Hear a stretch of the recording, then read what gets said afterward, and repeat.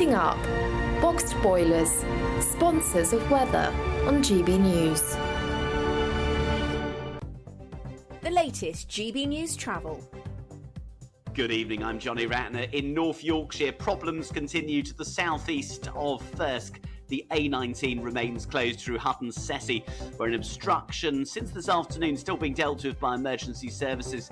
On the M53 in Cheshire, on the northbound, Exeter Lane is closed, approaching Junction 8, the Ellesmere Port Docks exit, where a car's broken down. If you're heading away from Shropshire towards the Midlands on the M54, the outside lane is blocked eastbound 3 to 2 towards Wolverhampton, towards the Black Country at the scene of an accident. The A46 Lincoln bypass stays closed from the Highcombe roundabout up to the Wispy Road roundabout after a lorry was on fire and left a large spillage of diesel all over the carriageway. And on the M20 in Kent, the inside lane's closed coastbound, junction 3 to 4 towards Leybourne. A car's broken down, causing queues on the approach. That's the latest. You can stay up to date throughout the day by visiting our website, gbnews.com. It's our summer spectacular. 3 top prizes that have to be won. There's cash. £15,000 in tax-free cash to spend on anything you like this summer. Plus a brand new iPhone 15 with a set of Apple AirPods. And if that wasn't enough, we'll also treat you to some fun in the sun with £500 to spend at your favourite UK attraction this summer. For another chance to win the iPhone, treats and £15,000 cash, text prize to 63232. Text costs £2 plus 1 standard network rate message. Or post your name and number to GB06 PO Box 8690 Derby DE1 9TT. UK only. Entrance must be 18 or over. Lines close at 5 p.m. on the 28th of June. Full terms and privacy notice at gbnews.com/win. Please check the closing time if listening or watching on demand. Good luck.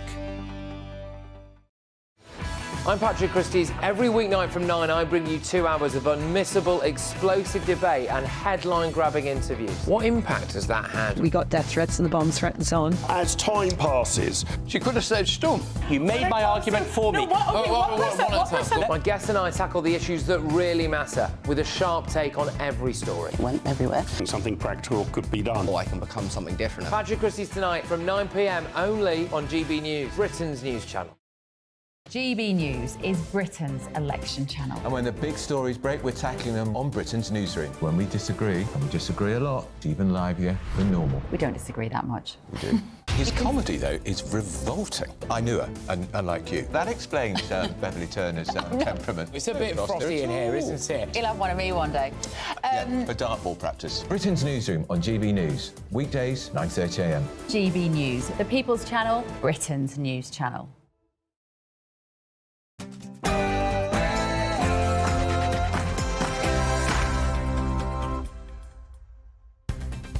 Good evening and welcome to Vote 2024, The People Decide, with me, Camilla Tominey.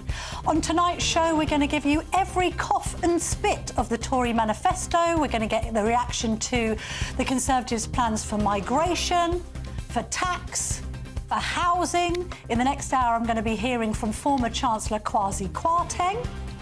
We're also going to be discussing Nigel Farage under attack again. I'll be speaking to a personal protection expert about politicians' safety while out on the campaign trail. Plus, we'll bring you the latest after Hunter Biden becomes the first sitting US president's son to be convicted of a crime. That's all coming up on Vote 2024, The People Decide.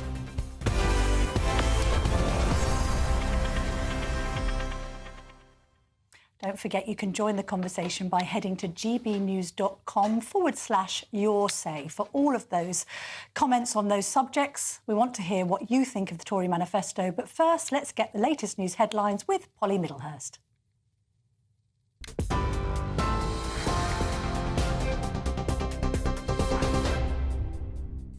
Camilla, thank you and good evening to you. Well, we start this bulletin with some breaking news. A new YouGov poll on voting intentions among the British public shows the Reform UK party has moved to 1 point now behind the Conservative Party. It also shows support for the Tory party has fallen to just 18%. That's down 1 percentage point on last week. The survey puts Labour on 38%, with the Tories on 18%, Reform on 17%, the Lib Dems on 15% and the Greens on 8%. Now, the Home Secretary James Cleverly has condemned the attack on Nigel Farage after objects were thrown at him during a campaign event this morning. Police have now arrested a 28-year-old man on suspicion of public order offences.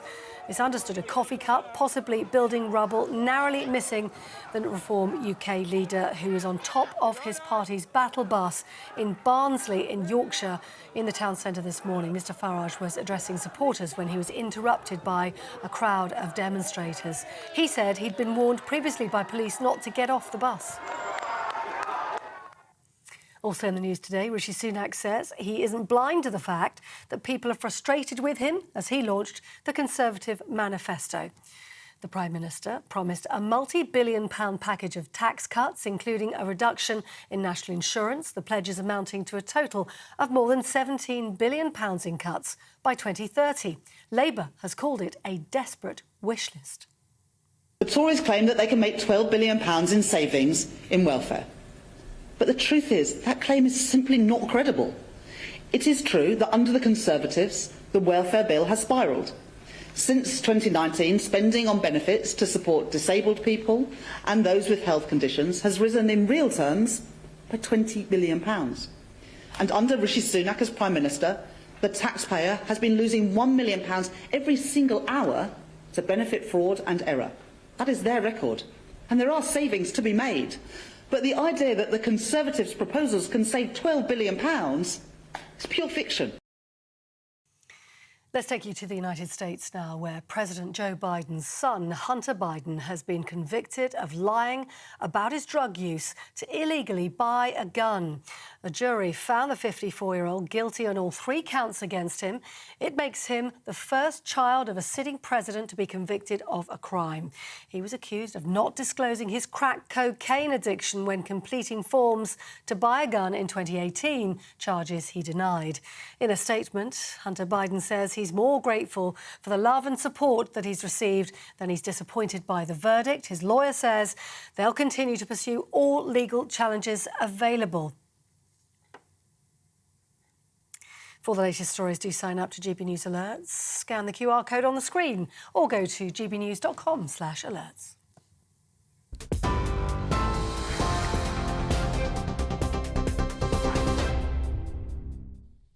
Thanks, Polly. Welcome back. Right, let's get stuck into the Conservative Party manifesto, which is here. I was in Silverstone earlier to hear it all announced. Just to recap then, there's another 2p off national insurance.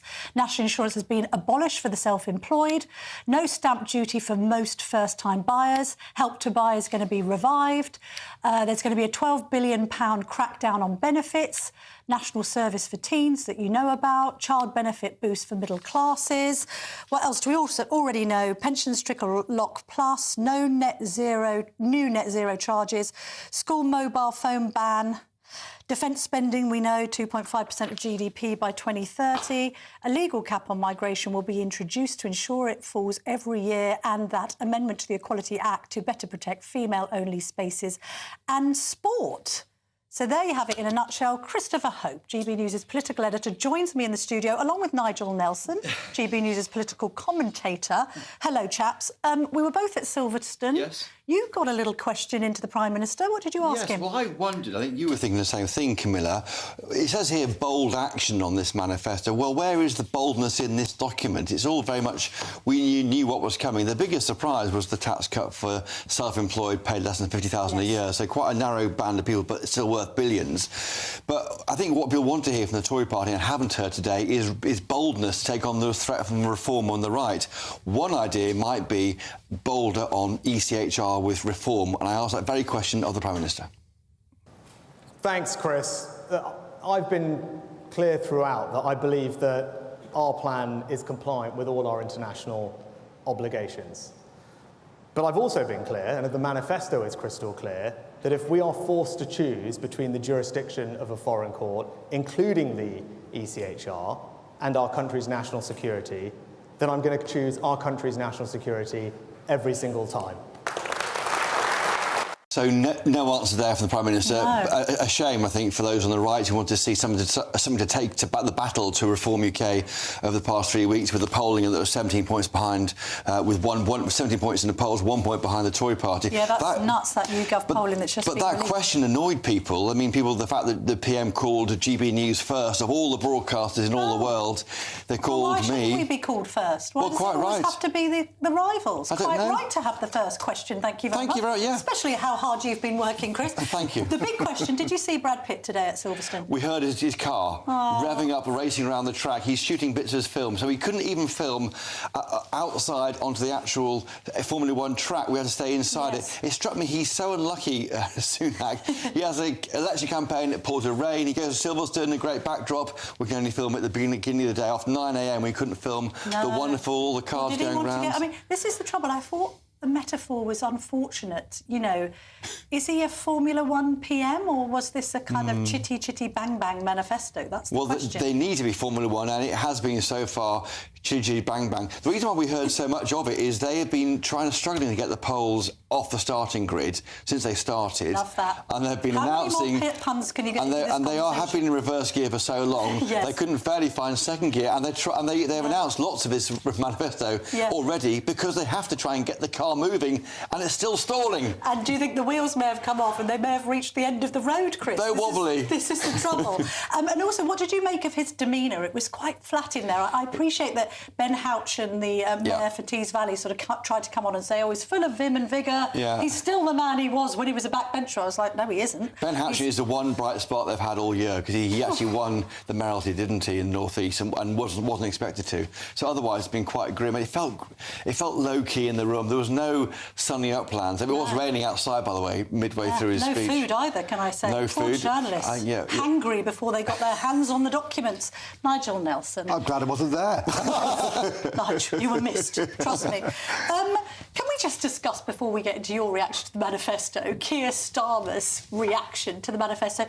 Ahead of the launch, Keir Starmer, would you believe, labelled the plans, quote, a Jeremy Corbyn-style manifesto. Let's have a listen to that.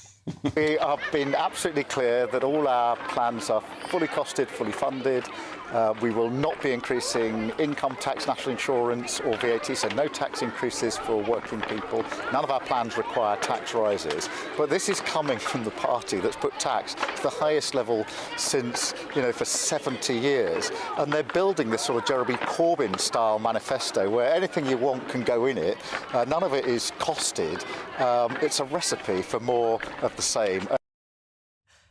Sorry? I beg your pardon. Jeremy Corbyn-style manifesto. Yeah. Who is he again? What is it? Hang on. Isn't this the politician that spent 4 years propping up sexy Jezza, point one, and point two, I don't remember him, I don't know if you do, Nigel, decrying the manifesto in 2017 or indeed 2019. No, and I think that in this particular case, I think that it was obviously deliberate. Keir Starmer meant to say that. They'd thought about the line beforehand. Had I been advising, I'd have said, don't mention Jeremy Corbyn. No. He's been trying all the way through to distance himself from Jeremy Corbyn, keep going on about it being a change party. It is, that's fine. But the idea to invoke Jeremy Corbyn, which encourages another Tory attack line, seemed a bit odd. So I found that a really weird thing to say. Why not say a Liz Truss style Well, they like to say that, crash the economy. Yeah. I mean, I think that still sticks, to be fair. People whose mortgages have gone up by £1,000 a month will be agreeing with that analysis. Can we just talk about the tax thing and sort of this smoke and mirrors? So let's just have a look at what's been pledged by the Tories. Altogether, £17 billion worth of tax cuts. Let's just break that down. That halving of employee national insurance contributions will cost £10.3 billion. Then you've got the abolition of the self-employed NI contributions. That's an extra 2.6. That tax-free pension allowance, 2.4 billion. Doubling the child benefit threshold, that's 1.3. Abolishing that stamp duty for first-time buyers is 590 million. And then that suspension of capital gains tax for landlords who sell their houses to their tenants. Not a bad idea, that, by the way. 40 million. This is the costings document that they've produced. That's the key document. That's the most important document that everyone should read. Fully costed, Nigel, if we use the not election quite, bingo phrase. But if people actually look at that document, it's better than the manifesto. The manifesto is terribly vague. That document, anyone who wants to add up those figures should do so. Well, I would say Table 2 is interesting in that case. That talks about how they're going to pay for it with welfare reform. There's the key figure. And closing the tax gap. Yeah. It's a bit vague, that, isn't it? Welfare reform. They expect to claw back $12 billion from clamping down on the workless. Number 10 told us after the press conference that if the welfare's untouched, it'll be 8 to 18 billion more by 2029. So all they're doing is saying let's go to 2/3 back to where it was.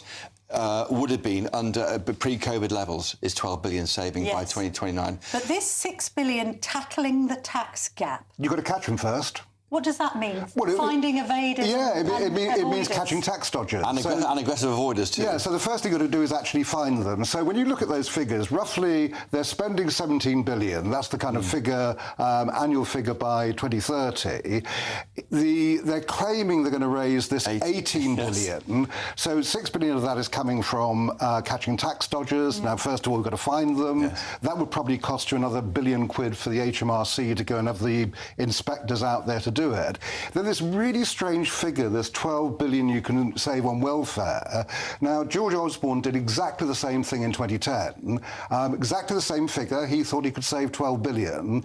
And when it came to it, he fell 4 billion short. Right. But that's 8 billion. I wonder what Labour would do. Labour are not saying anywhere they want to cut the welfare bill. Well, no, what Labour are saying, correct me if I'm wrong, Nigel, Labour are saying we don't want to increase borrowing outside very, very tight parameters because we're fiscally disciplined. That's for investment, We're not going to put taxes up. Well, we're not going to put out NI, VAT and income tax. That's right, yeah. And we don't want austerity. Yeah. So how are they paying for everything? Well, we'll have to see when their manifesto comes out. We look forward to that, I think, on Thursday. That's right. I mean, at the moment, I think you can ignore what the Tories say about Labour, this 38 billion black hole. You can probably ignore what Labour say about the Tories, their 71 billion black hole.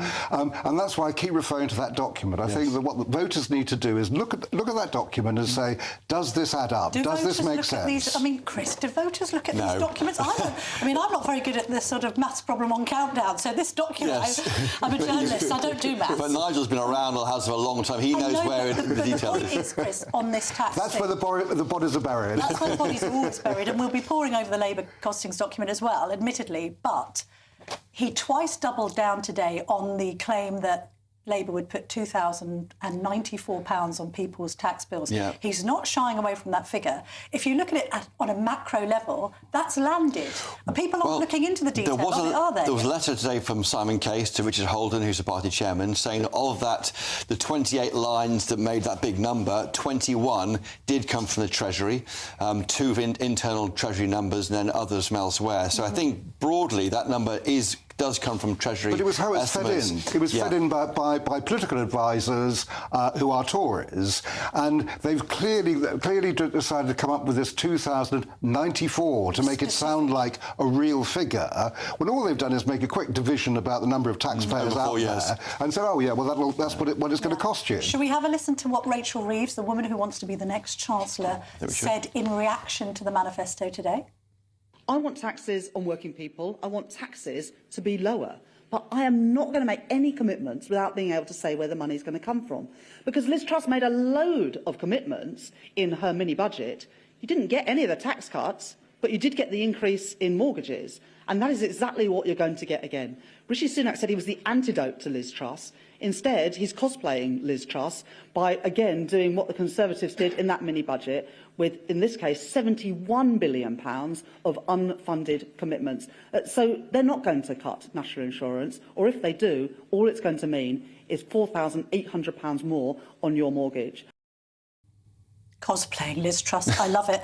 Can we just very briefly just chat about that polling that you mentioned earlier, Chris? Well, that's it, yes. YouGov have suggested that Reform are now just 1 point behind the Tories, so they put Reform on 17, the Tories on 18, and Labour on 38. So Labour have gone down. You mentioned as well the Lib Dems have gained 4 points. Well, just 2 points here. If you add together Reform and the Tories, you get 35 points. And that shows why Reform are damaging the Tories so much. Yes. Because you add them together, you've basically got a neck-and-neck election.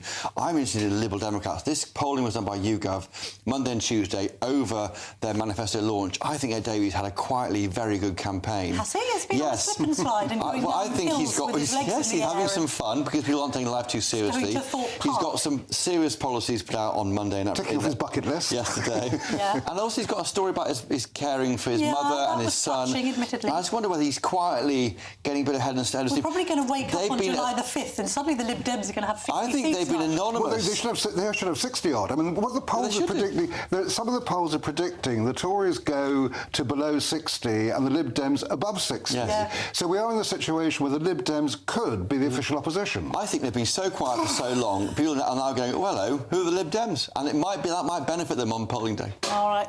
Nigel Nelson, Christopher Hope, thank you so much, gents, for that very agreeable chat. Coming up next, we're going to be discussing the Prime Minister's migrant promises and whether you believe them. Don't go anywhere.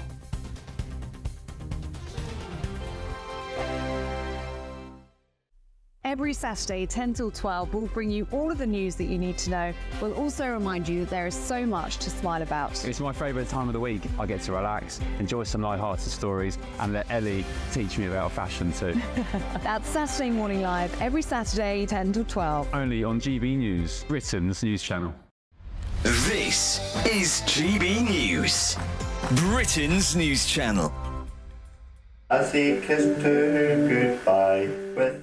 Ian Phoenix was in charge of a counter-terrorism group dedicated to bringing peace to Northern Ireland. He was a husband and a father. He was a real Irishman. He had the twinkly Irish eyes. He enjoyed a good joke. He liked a good glass of wine. Susan Phoenix first heard of the accident that killed her husband on her car radio. I was just driving along going, no, no, no. I can still see it. I can still feel it, even 30 years on.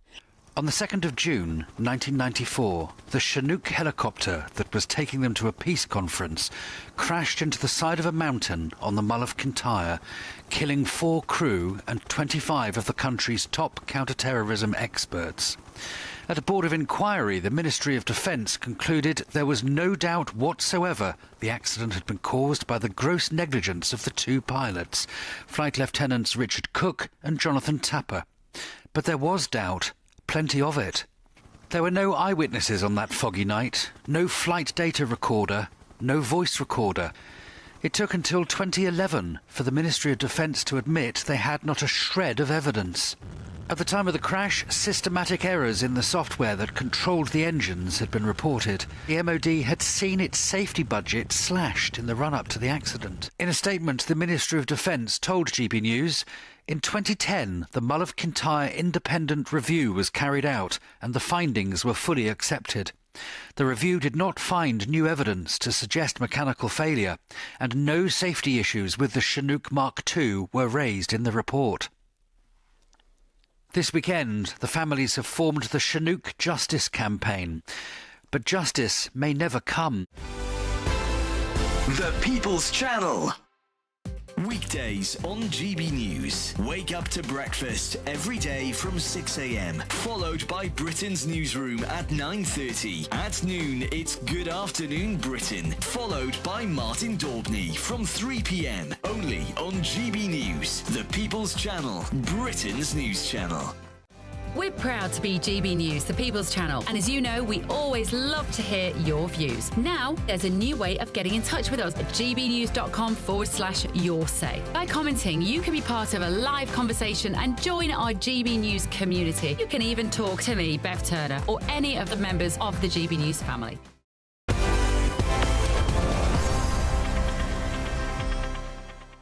Welcome back to Vote 2024 with me, Camilla Tominey. Shall we have a listen to what the Prime Minister promised when it comes to immigration in the manifesto?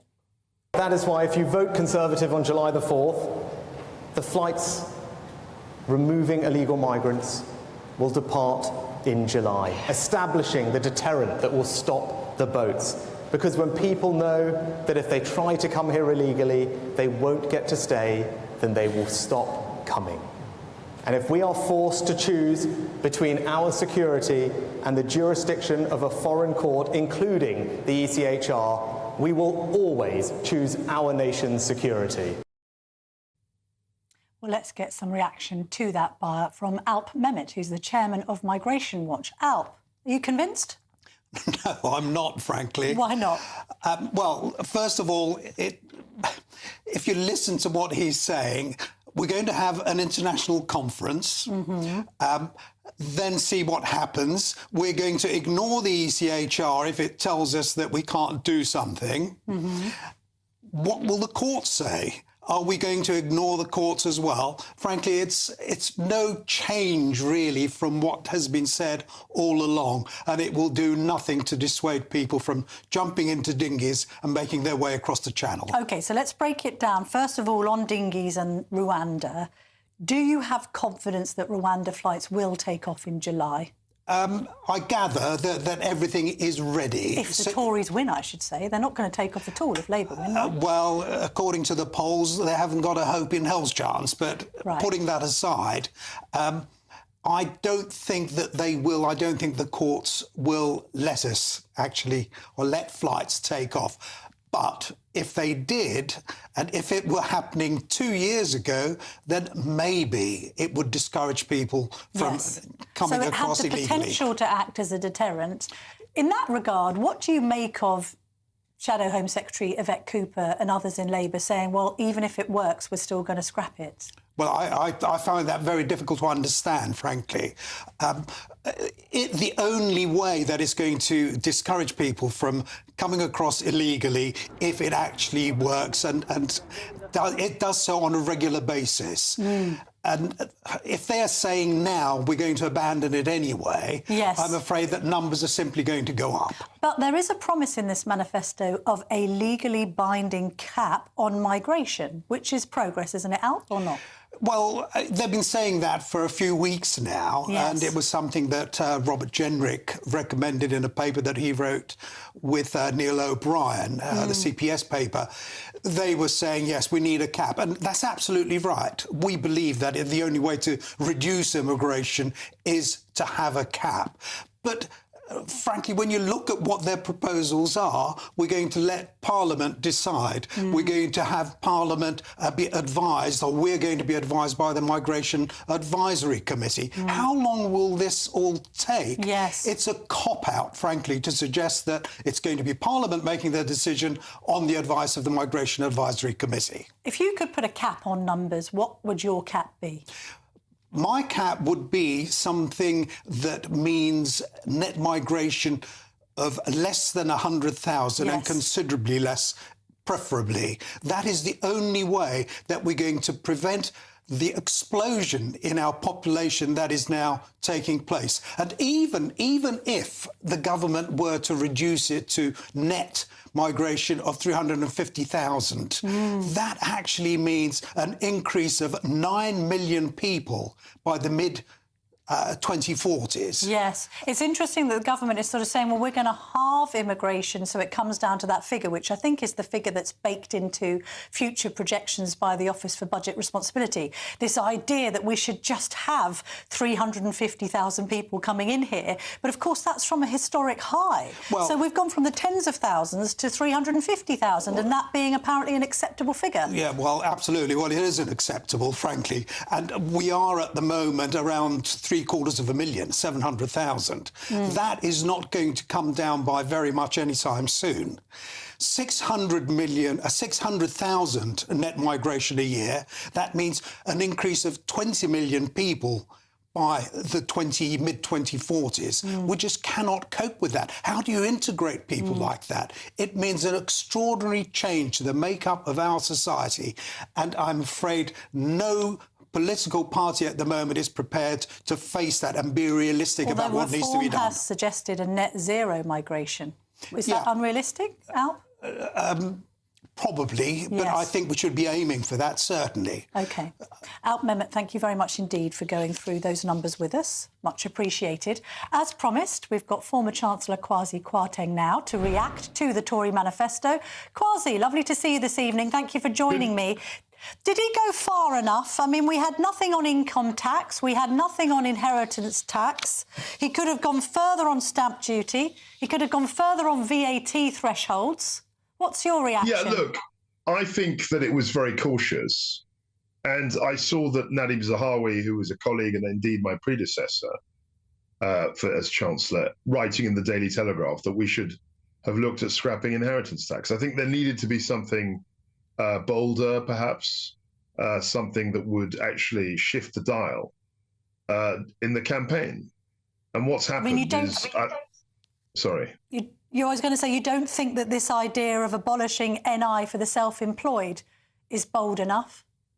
Well, it's okay, but we tried to get rid of IR35. But of course, you know, that was part of the mini budget, which was all reversed. So I get where they're coming from. But I just think that, you know, as a proportion of the working population, self-employed are a big proportion.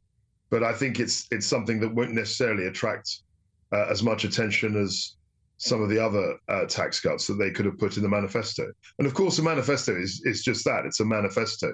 The only time that we will be able to enact it is if we got a majority, which is looking increasingly difficult to imagine. But then you would have thought that they would put some sort of rabbit to be pulled out of the hat in the manifesto. That's why it's slightly underwhelming, because we're in last chance saloon, aren't we?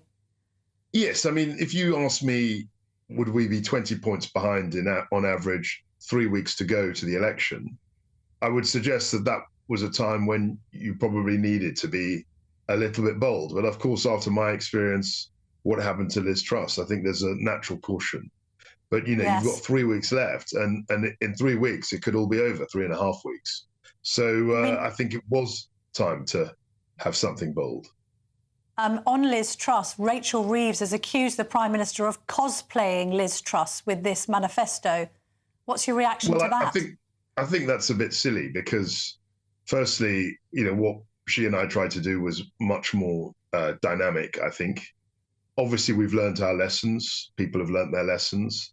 And I think the manifesto isn't that at all. I think he's made a very good attempt, the Prime Minister, to try and balance the commitments. But the problem with all of this is that, you know, given what happened last week, given what's going on, this could be regarded as small beer. I think people will have expected something a bit more dynamic. Well, what are you saying with regard to last week? Obviously, the D-Day debacle still continues to haunt Well, last week, do you think people have stopped listening? Well, look, last week, two things happened that were damaging to the party. We got to acknowledge that. It was only last week, on Monday, that Nigel Farage announced that he was going to stand in Clacton, and that wrong-sided a lot of people. And I think that put us, you just look at the numbers, Reform definitely got a boost from that.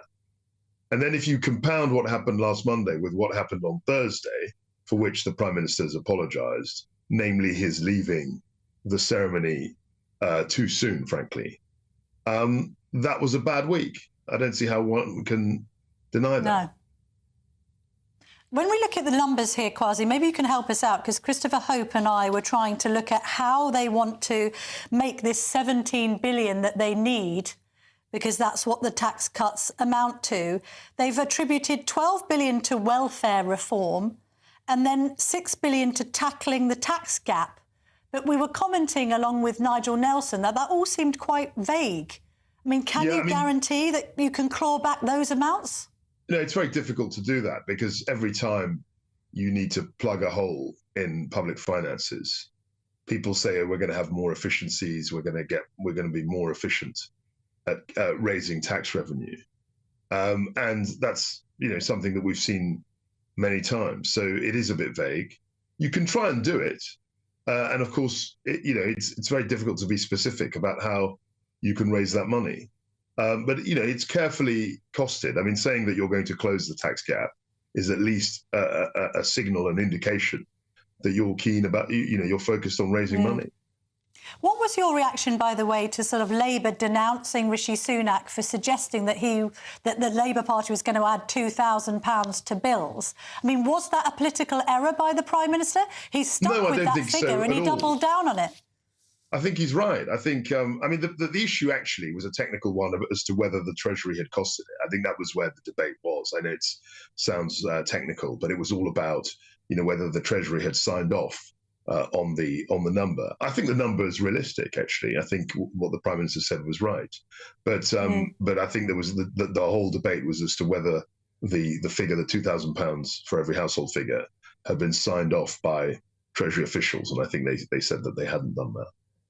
Yes, I mean, some jiggery-pokery by the Treasury, perhaps, Quasi. Finally... Well, I'm not sure...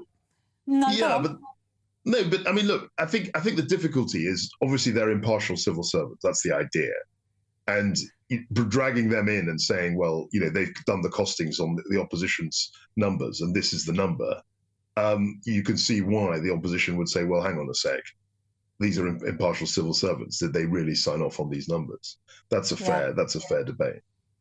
And ultimately, finally, Quasi, isn't the problem here that if the tax bands remain frozen, then everyone's taxes go up over the next 5 years, regardless of what either side says? Yeah, that's true. I mean, the whole point about freezing tax bands is that because of inflation, because of hopefully a rising economy, more people are going to be in the tax band, and therefore the Treasury raises more money. I mean, if you look at the 40p rate, when that was introduced, I think in 87 or 88, there was a very, very small number of people who paid that because £40,000, I think the rate at which it was a very high income. Now, what's happened is that all the rates have stayed the same, roughly. And of course, inflation has meant that a much larger segment of the population is paying tax at 40% and now at 45% than was ever envisaged when those rates were introduced. And that's what, the term for that is fiscal drag. And that will happen regardless of who's in power, I think. Quasi Kwarteng, thank you very much indeed for joining me this evening. Thank you. Well, Nigel Farage is currently addressing being attacked today on the campaign trail. We'll bring you more of that a little later. Don't go anywhere.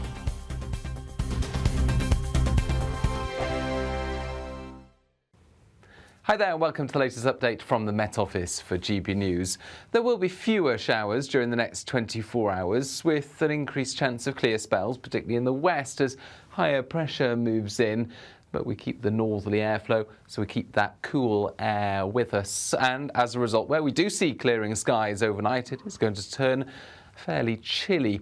The clearest skies will be across central and western Scotland, parts of Northern Ireland, western England and Wales, although still the possibility of a shower or two running into West Wales and Cornwall. There'll also be some showers into the northeast of Scotland, eastern England, where there'll be more cloud, 10 Celsius here, but where we've got the clear skies further west, the potential for the mid-single figures by dawn. Nevertheless, it's a beautiful start to the day for much of central Scotland through the Highlands, Grampians, Western Isles as well. We've got this cloud cover into the Northern Isles and the far northeast of the mainland, giving a few light showers in places. Northern Ireland, though, mostly bright and dry first thing. Likewise for Northern England. Thicker cloud there for the east of England. Into the southeast, 1 or 2 showers about first thing, likewise for West Wales and Cornwall. But these are the exceptions, I think, for the vast majority. Blue skies and patchy cloud around first thing, but mostly dry. Now, as temperatures rise through the morning, there's always the possibility of the odd shower breaking out once again across eastern England. But for many, it's a fine and bright day. Still on the cool side, but the winds won't be quite as brisk. So I think it's going to feel a bit more pleasant. Temperatures of 18 Celsius, perhaps 19 in the south, mid-teens generally elsewhere. Another chilly start to the day on Thursday. Plenty of fine weather first thing, but in the west we've got the cloud building, the wind picks up, outbreaks of rain push into Northern Ireland, Western England and Wales by lunchtime, and in the east it turns cloudy by the afternoon as well. That rain clears to showers on Friday and into Saturday. This is GB News and we are Britain's election channel. This vote may seem to be about the politicians and the media, but it's actually about you. We won't forget that. Join us up and down the country as we follow every moment together. More than ever, it's important to hear all sides as you make your decision in the run-up to polling day. This is GB News, the People's Channel. Britain's election channel.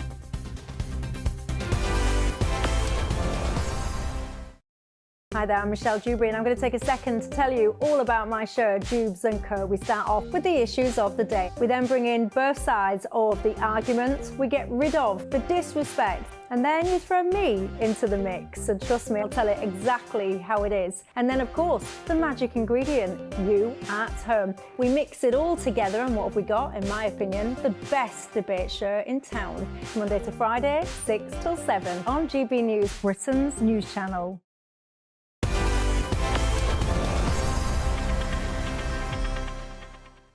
Welcome back to Vote 2024 with me, Camilla Tominey. Let's speak about housing next. This is the Prime Minister's pledge to the public in the manifesto on housing.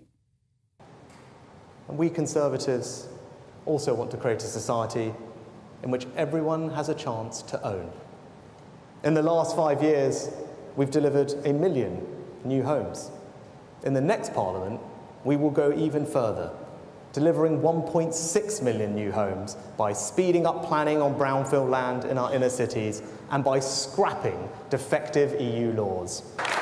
And we will go further, because we Conservatives believe in tax cuts. So, for young families, for the first-time buyers purchasing a home up to £425,000, we will abolish stamp duty entirely. Mark Homer, the co-founder and director of Progressive Property, joins me now. Mark, let's break it into two then. The pledge to build 1.6 million homes. You convinced by that? I'm not convinced by that. Right. I mean, right back to 2010, there was the target, 300,000 houses per annum. Successively, every year, they've not met that. It's running at about 180, 190,000 a year. Now they seem to have upped the target to 320. Yes. Obviously, they've brought some new planning reforms in, which will they help? I suspect it is more of the same. There's lots of stuff there. There's lots of hooks, lots of headlines, but it just looks to me like it's a bit of a drop in the ocean. It needs more money. It needs more investment. They need to resource planning departments. What's the main point of blockage? Because it's not just a Tory problem, this. We've had successive governments pledging to build more housing and not succeeding in doing so. Well, indeed. Labour have said that they're going to build 1.5 million houses over the next Parliament, which is, again, 300,000 a year. Which is exactly the same as the Tories. I think the main issue is the planning system. It's broken. There are so many sort of local sort of NIMBYs, people who will prevent consents going through. Officers are, there aren't enough planning officers. Most areas, you've got layers and layers of consultees that you've got to get through to actually get a consent through. If I'm looking at a site and I want to we build houses or build apartments and units that we would rent out. And if I am taking one of those on, I will always cost in at least 2 years to deal with the planning system, whereas it's supposed to be pretty much done in 8 weeks. And then a really quick answer to this question, because we're squeezed. We've got loads of guests to get in for the rest of the show, Mark. But on the stamp duty thing, I mean, he's saying that it should be abolished for first-time buyers who are buying a property of 425 grand or less. Shouldn't it have just been abolished? Well, surely. I mean, OK, this brings a few extra London flats into the equation, but, right across the country, there are all sorts of properties that first-time buyers want to buy, especially within the M25, that they can't, and they're having to pay stamp duty on. And, of course, they can't get the deposit, then they've got the stamp duty and all the moving costs. So, of course, that would have made a big difference, and it would have been a big gesture. Mark Homer, thank you very much for joining me this evening. Well, moments ago, Nigel Farage addressed the latest attack on him during a speech in Great Yarmouth. He said he will not surrender to the mob. Take a listen. All I can say is that whilst it is concerning, and whilst, of course, it does make me thoughtful, and I may need to change tactics slightly, but I'm going to make one promise to you and the tens of thousands watching this live, online, and the media, and my promise is this: I will not surrender to the mob. I will not stop campaigning. This democratic process must continue. Richard H. joins me now to react to that. He's a protective security specialist and the author of the Close Protection book. Well, Richard, what's happening here? Because we've got MPs increasingly targeted. We know about Joe Cox, of course, the tragic death as well of David Amess. We've had MPs' homes targeted. We've had MPs' offices targeted. Nigel Farage has had a milkshake thrown at him last week and now pieces of concrete. What's going wrong here? Hi, Camilla. Yes, indeed. And let me begin by saying these acts are wholly unacceptable. And whoever is found guilty of such offences must be brought under the full weight of the law. When we have a situation where you have the principal, the person being protected, has a need to go out and mingle with the crowd, generally speaking, these crowds are unknowns to the protection team. And by coming into close proximity, you are raising the element of risk in being attacked. And the situation is almost impossible for those conducting protection. Now, when you make a comparison between the government protection teams and the private sector, what you have in a planned event in terms of the general public and the media and so on, everyone knows that a certain person is going to turn up and conduct a speech.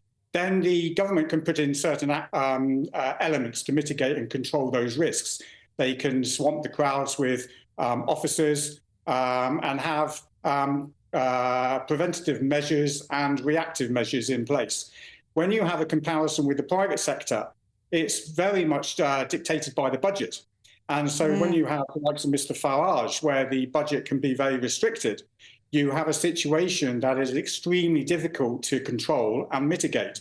And there has to be a process where risk has to be a certain element of acceptance in terms of what are the dire threats that we are facing.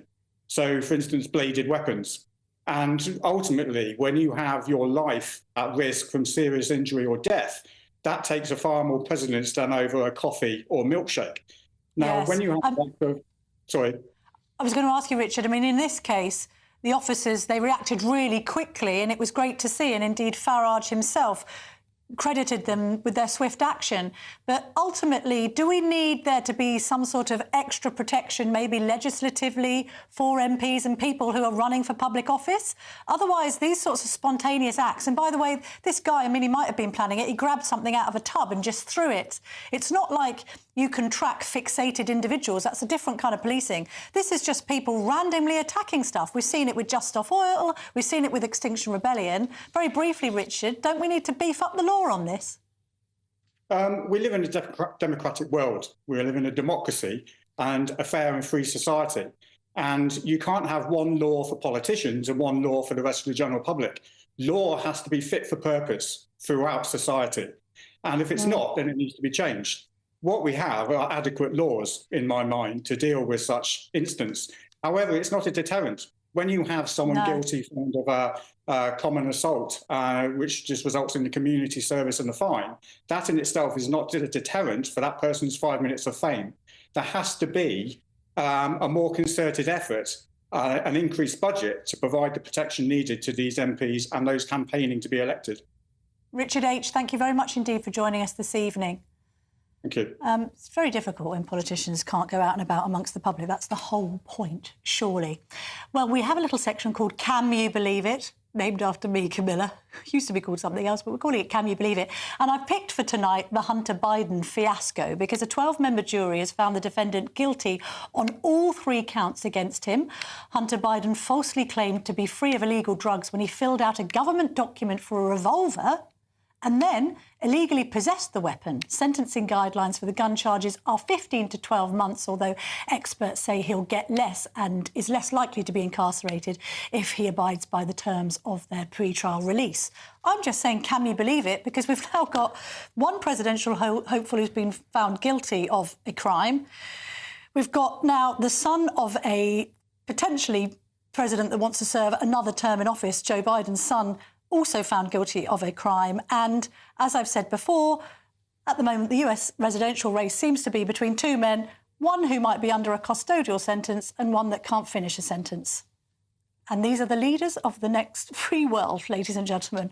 Who knows? Anyway, coming up next, we're going to get a ministerial view on the manifesto from Lucy Fraser, the Secretary of State for Culture, Media and Sport. What does she make of Rishi Sunak's Formula One performance at Silverstone today? Stay tuned for that. In the GB newsroom, we bring you the news as it happens. With our team of dedicated journalists across the UK, GB News brings you accurate reporting of the day's topical agenda. When the news breaks, wherever and whenever it's happening, we'll be there. This is GB News, the People's Channel, Britain's news channel. If you want your news to be straight talking... This is the nightmare for the Conservatives again. Down to earth. It's not just Nottingham where this is happening, is it? And most importantly, honest. Hard-working, middle-class taxpayers, they'll get their book thrown at them. Then catch me, Martin Daubney, Monday to Friday, 3 till 6 p.m. on GB News, Britain's news channel. Nana Queer, weekends from 3 p.m. What about the elections? Because it seems that the King and everything is moving because of it, and we've got a lot of royal engagements and things that happen at this time. Yes, well, you know, it means that he has to take more time and be at home. He can't go to all the things he wants to do. He's been doing 5 a day, which is probably made Camilla a bit cross. But what they still hope is that they can get the Japanese Emperor and Empress over. That's in July. That they can go to France for the 80th anniversary of the fighting.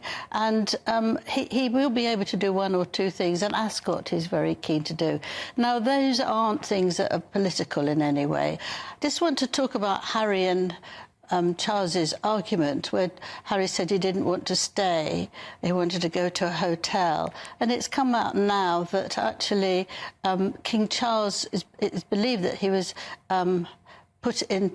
offered St James's, and Princess Anne stays there and Beatrice stays there. And this was for when Harry came over for his 10th anniversary, exactly. And the policemen are wandering around with guns, and there's no chance of actually there being any problem there. So the fact that he said that it wasn't safe for him was not actually a very sensible thing to say, I don't think. Well, he went to Nigeria, and that is, in the world ranking, it's ranked as quite a dangerous place. Yes, one of the dangerous places in the world. But now Harry and Meghan have been invited to go to Ghana. Oh, God.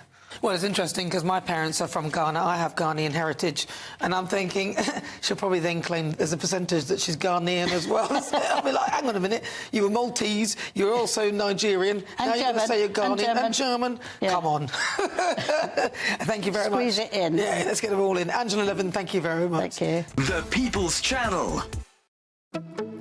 Good afternoon, Britain. Good afternoon, Britain. Weekdays from midday, we bring you the most compelling stories from across the United Kingdom. And why it matters to you. From your doorstep to our inbox. That's right, we want to hear from you. Good afternoon, Britain. Only on GB News, the People's Channel, Britain's news channel.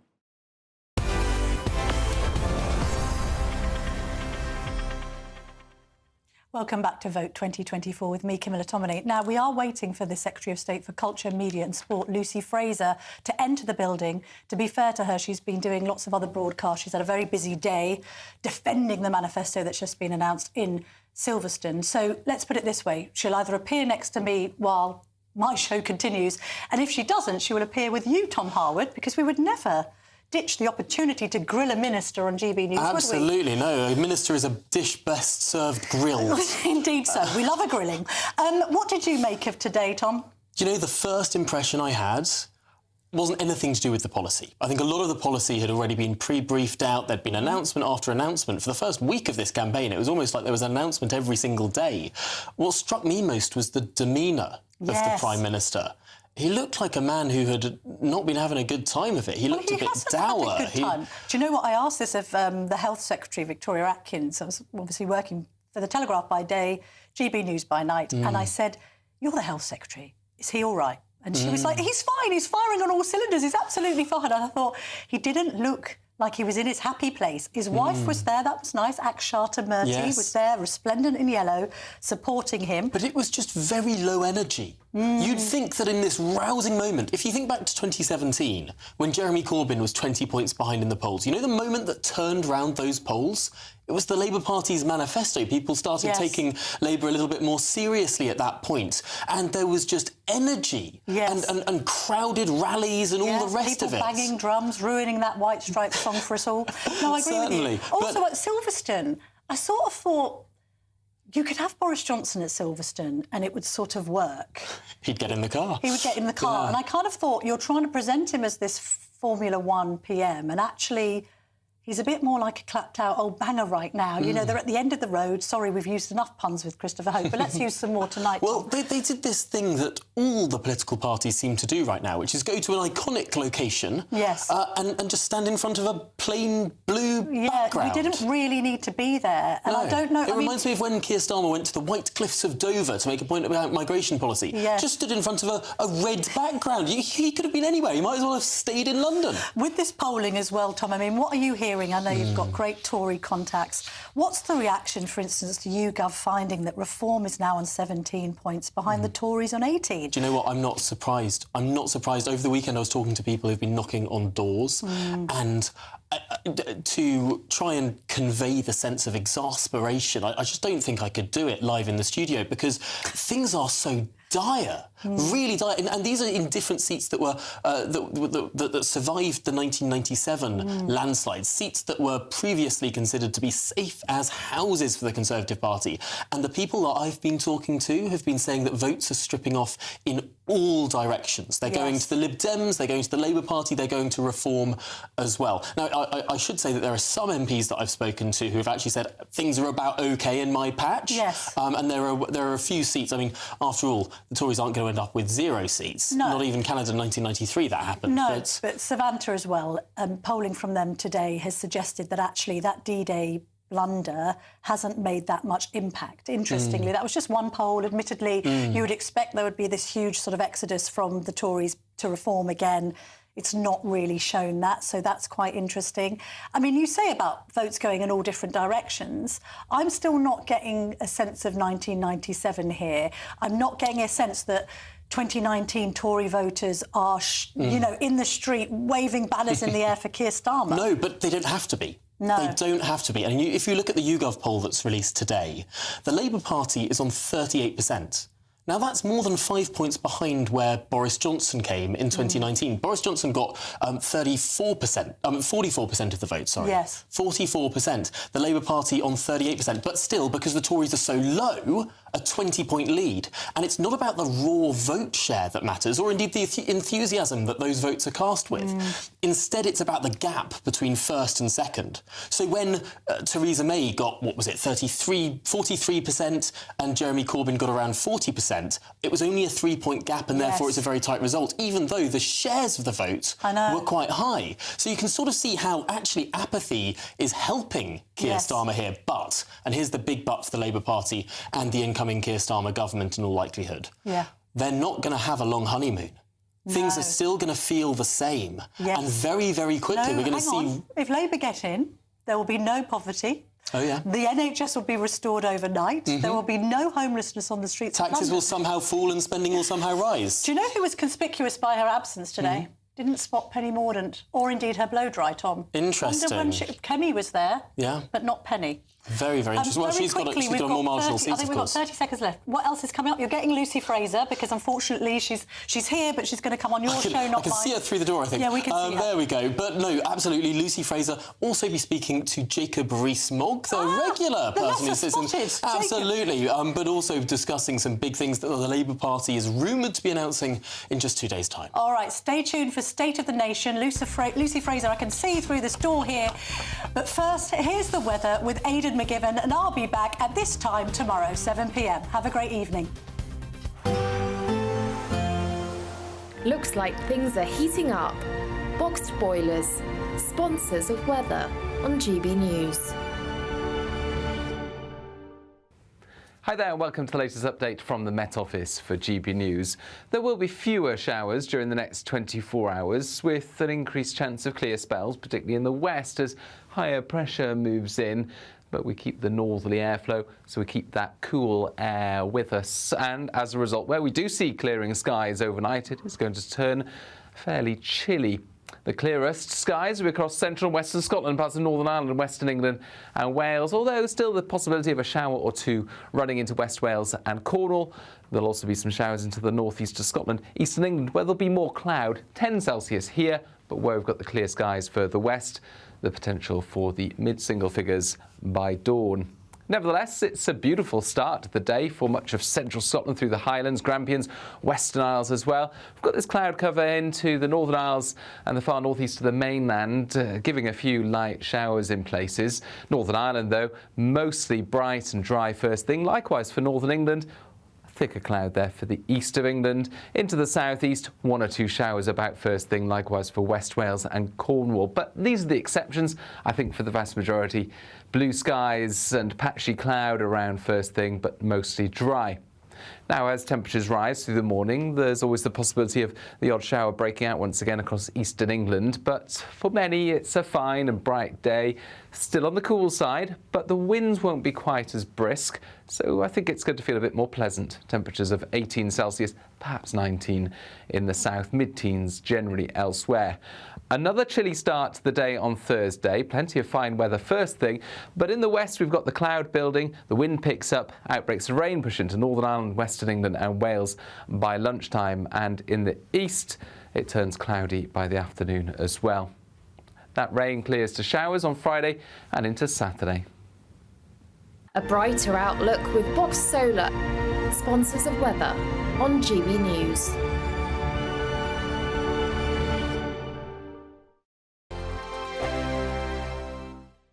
We're making this summer funner with 3 incredible prizes to be won. First, a fantastic £15,000 in tax-free cash that you can spend on anything you like. Next, there's the latest iPhone 15 with a brand new set of Apple AirPods. And finally, £500 to spend at the UK attraction of your choice. The summer fun could be on us. For another chance to win the iPhone, treats and £15,000 cash, text prize to 63232. Text costs £2 plus 1 standard network rate message. Or post your name and number to GB06 PO Box 8690 Derby DE1 9TT. UK only. Entrance must be 18 or over. Lines close at 5 p.m. on the 28th of June. Full terms and privacy notice at gbnews.com/win.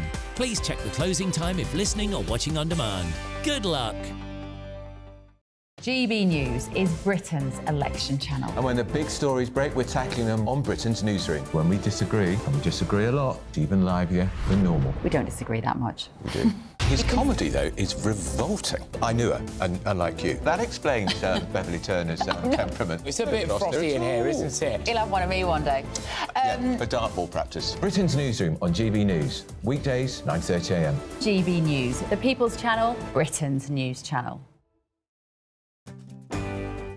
I'm Mark Dolan, and this is GB News, the People's Channel, Britain's news channel. I'm Patrick Christies. Every weeknight from 9, I bring you 2 hours of unmissable, explosive debate and headline-grabbing interviews. What impact has that had? We got death threats and the bomb threat and so on. As time passes, She could have said stump. You made my argument for me. My guests and I tackle the issues that really matter, with a sharp take on every story. It went everywhere. something practical could be done. I can become something different. Patrick Christies tonight from 9 p.m. only on GB News, Britain's news channel. I'm Christopher Hope. This is GB News, Britain's election channel. I'm Stephen Dixon, and thanks for joining us on GB News, Britain's news channel. This is GB News, and we are Britain's election channel. This vote may seem to be about the politicians in the media, but it's actually about you. And we won't ever forget that. Join us up and down the country as we follow every moment together. Now more than ever, it's important to hear all sides as you make your decision ahead of polling day. We're here for you. This is GB News, The People's Channel, Britain's election channel.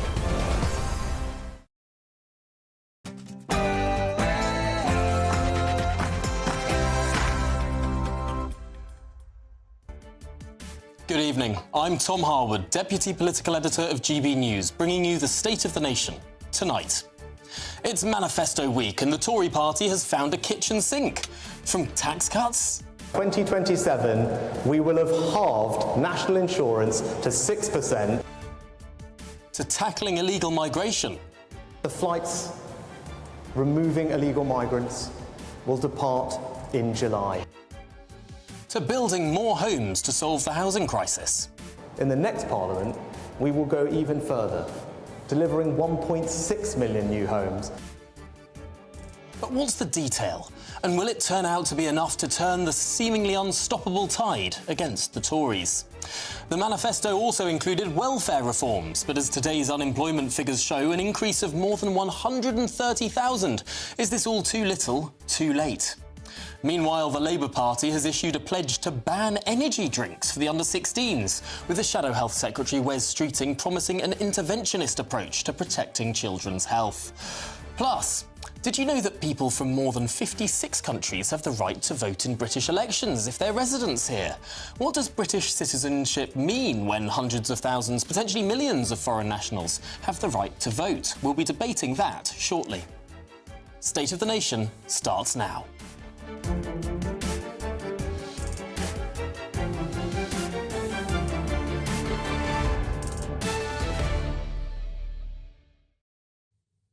I'll also be joined by my panel, the former editor of the